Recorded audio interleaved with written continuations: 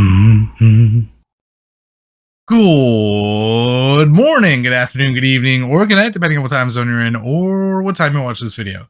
Today we are back with Ren, The Flame of Prometheus, Episode 1, which sounds like this is going to be a series. I haven't actually looked into much about this, so I'm kind of excited to go into it almost like blind. I have heard that it's not exactly a song, but that's about it. So honestly, I'm here for anything that Ren creates because everything he's done so far has been absolutely astounding. So, without further ado, love you all. Let's jump right in, shall we? Let's go.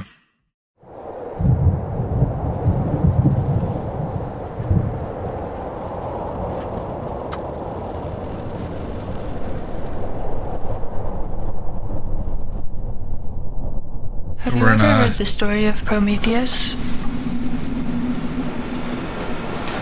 Let me start somewhere near the end. Oh, bro. Okay, hang on. Okay, I'm so sorry. It's just the start. It's just the start. But this is what Ren does. We get this shot downwards because we're literally descending into madness almost, right? And then I love that we see the world is destroyed over top. So this is the future, but it's like the darkest future, the darkest timeline is what we're seeing. And I love that it says, have you heard of the story of Prometheus? Let me start at the end, because Prometheus is the god of foresight, right? And that's such a brilliant way to start the series, is because like this is what we see as the future. This is what happens in the future. This is almost like a cautionary tale that we're getting. Oh man, but there was music. I'm excited to hear this. And I think it's the same voice that did the kind of narration on Money Ties, which is amazing. This is gonna be so cool. I'm so excited. And of course, and we're in the set for Slaughterhouse. Like, this is where we're at. Oh my god. Okay. Let me start somewhere near the end.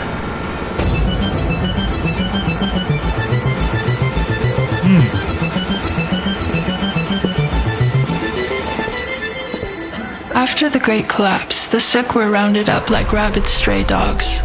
Those who were strong enough were put to work in subterranean farms. First, they would be stripped of all dignity afforded to a human. Then, their bodies would be decontaminated and purged of the stench from the surface. Is that Sick Boy merch? In order to create an effective cog, you must first bleed out of all autonomy and free will. Or she must stop being human and become a limb.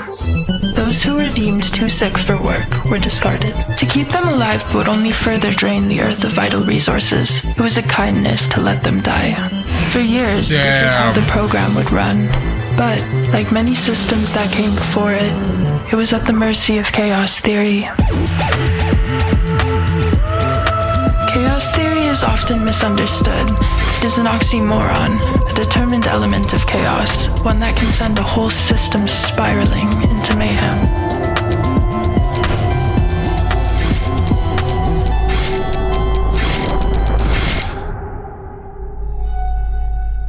There was a prophecy. It told of a genetic anomaly, a human girl whose DNA harbored immunity to the virus, a blueprint for the future. For decades, the humans searched, setting up a global infrastructure of testing facilities in vain. With time, the candle of hope burned down to a blackened wick. Damn.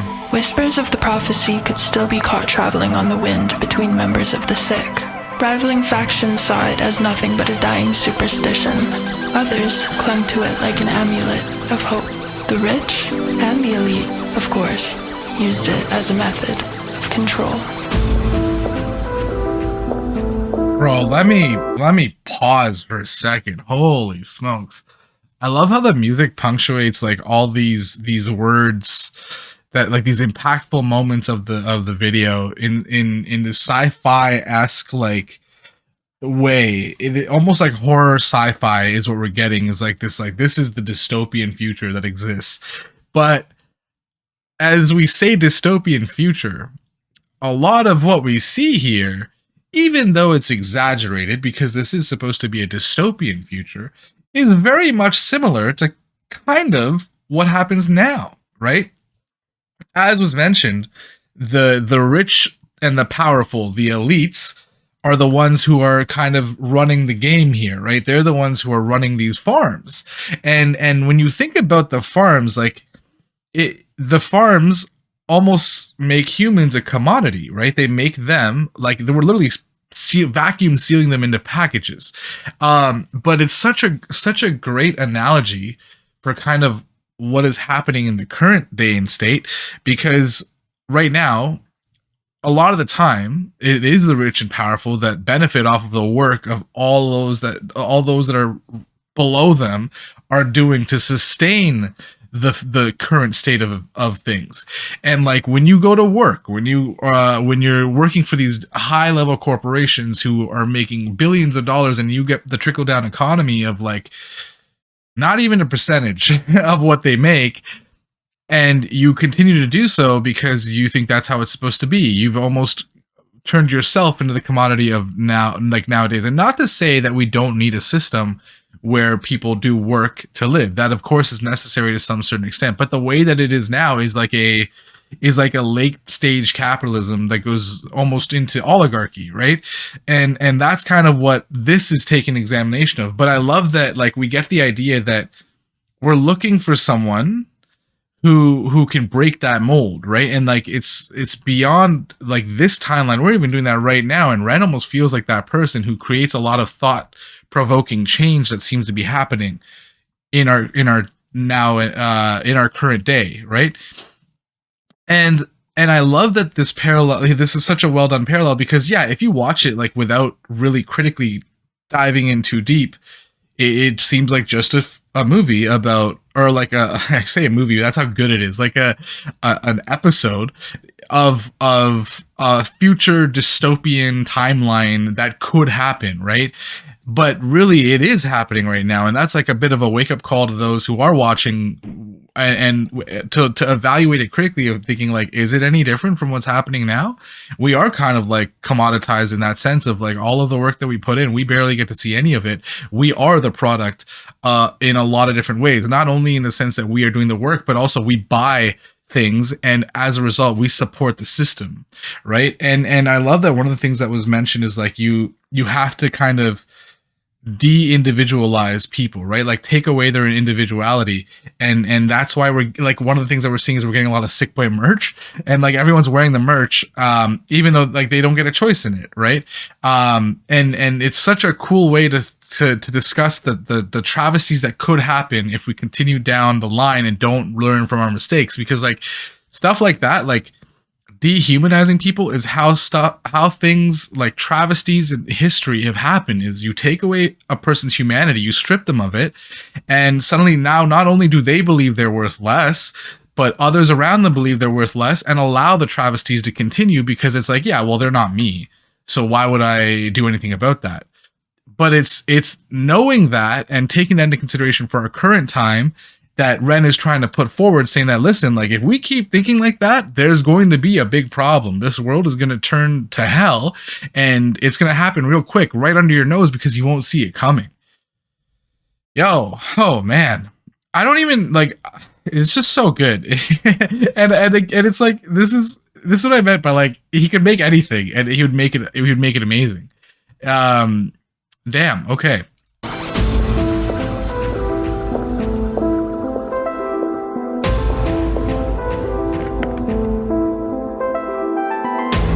Desperation is a powerful drug. Above fear, above loyalty to the party, the Dominion understood this and used it to their advantage.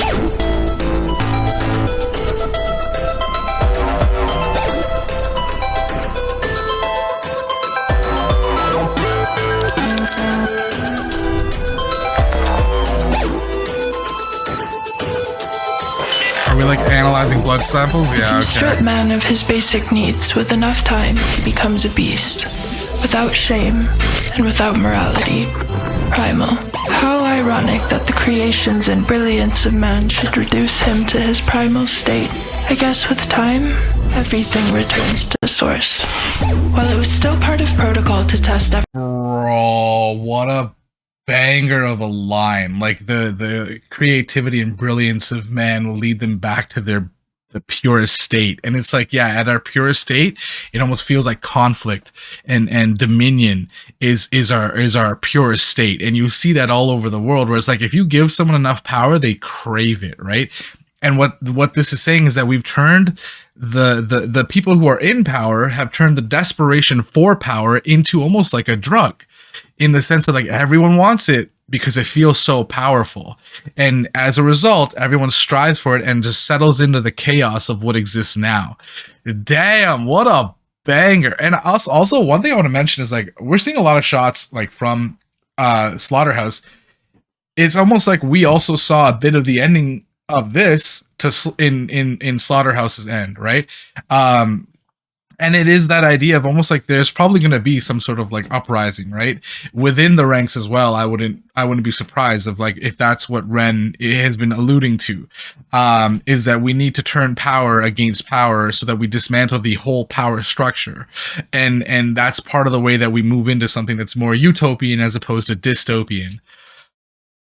Oh, this is so fire. Oh, and something else I wanted to mention is like when you see all these shots of people, I wouldn't be surprised, and I feel like I've seen Ren a couple times, but I haven't been 100% confident because these shots are so quick. But it really brings you back to the idea of dehumanization, right? Where it's like now, even if we've seen Ren, we don't recognize it because we've taken away everyone's individuality so much that even the person who we know has come to be such an important artist in our lives, we don't even recognize him right away because of the fact that everyone is de-individualized. This is so fire, man. Holy smokes. His primal state. I guess with time, everything returns to source. While it was still part of protocol to test every subject for immunity to the virus, the outcome was predictable. There was no suspense. Any hope that testing would bear fruit died years ago. That is until we introduce chaos theory.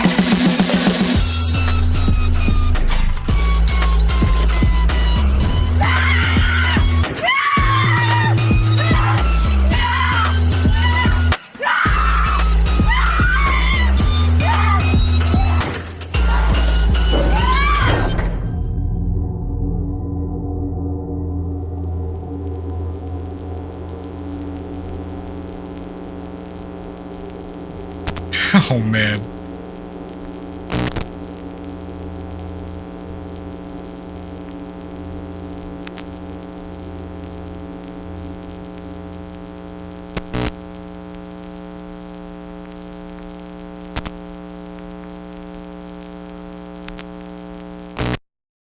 Yo, I got like goosebumps at the end there.